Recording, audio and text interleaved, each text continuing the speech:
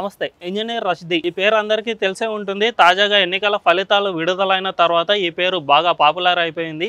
ఎందుకంటే ఇతను ఒక ఉగ్రవాదికి నిధులు అందించిన కేసులో జైల్లో ఉండగానే ఎంపీగా గెలుపొందారు. 2017లో ఎన్ఐఏ ఉగ్రవాదానికి ఫండింగ్ కేసులో ఇతన్ని అరెస్ట్ చేయగా బారాముల్లా స్థానం నుంచి జైల్లో ఉండగానే పోటీ చేసి మరీ గెలుపొందారు. అది కూడా 2 లక్షల ఓట్ల పైచిలకు మెజారిటీతో ఇతను గెలుపొందారు. అంటే ఏ మాత్రము ప్రజాక్షేత్రములో లేకపోయినా దాదాపు 5-6 ఏళ్ళు జైల్లోనే ఉన్నా కూడా ఇతను ఎంపీగా గెలుపొందారు.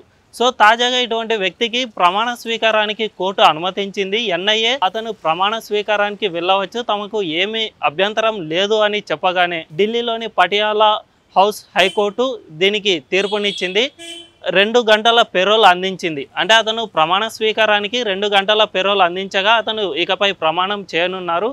5వ తారీఖు అతను ప్రమాణ స్వీకారం చేయనున్నట్లు వార్తలు వస్తున్నాయి. ఇక ఇదే క్రమంలో పార్లమెంటు సమావేశాలు కనుక మొదలైతే ఇతను పూర్తి స్థాయి సమావేశాల్లో పాల్గొనడానికి కూడా పెరోల్ అడిగే అవకాశం ఉన్నట్లు తెలుస్తోంది. ఒకవేళ కోర్టులు కనుక ఇటువంటి వ్యక్తులను పార్లమెంటు సమావేశాల్లో పాల్గొనడానికి అంగీకరించినట్లయితే ఇది పెద్ద వివాదానికి దారితీసే అవకాశం ఉంది.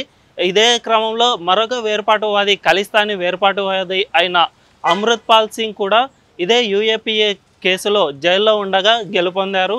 సో ఇతను కూడా ప్రస్తుతం పెరోల్ అడిగే అవకాశం ఉన్నట్లు తెలుస్తుంది. ఎందుకంటే ఇదే తరహా కేసులో ఉన్న వ్యక్తి ఇంజనీర్ రషీద్ కు పెరోల్ అందగా తనకు కూడా పెరోల్ అందివ్వాలని అమృత్పాల్ సింగ్ కూడా కోరే అవకాశం ఉంది. అదేవిధంగా వీరిద్దరూ కూడా తమకు పార్లమెంటు సమావేశాల్లో పాల్గొనేందుకు పెరోల్ ఇవ్వమని కోరగానే వచ్చే పార్లమెంటు అంటే మాన్సూన్ సమావేశాలు జరిగే అవకాశం ఉంది. ఈ నెల చివరిలో ఈ మాన్సూన్ సమావేశాలు ప్రారంభమయ్యే అవకాశం ఉంది. సో వీరిద్దరూ కనుక పెరోల్ కావాలని కోరి సమావేశాల్లో పాల్గొంటే కనుక ఇది పెద్ద రాజ్యాంగ వివాదానికి దారితీసే అవకాశం ఉంది. అయితే దీనిపై భవిష్యత్తులో ఏం జరగనుందో అంటే వీరిని కేంద్ర ప్రభుత్వం ప్రత్యేక చట్టం తీసుకువచ్చి ఇటువంటి వ్యక్తులను పార్లమెంటు సమావేశాల్లో పాల్గొనకుండా అసలు ఇటువంటి వారు ఎంపీగా పోటీ చేయకుండా ప్రజాప్రతినిధులుగా పోటీ చేయకుండా కొత్త చట్టాన్ని తీసుకువచ్చే అవకాశం ఏమైనా ఉందా అనేది కూడా తెలియాలంటే మరికొద్ది రోజులు వేచి చూడాల్సిందే.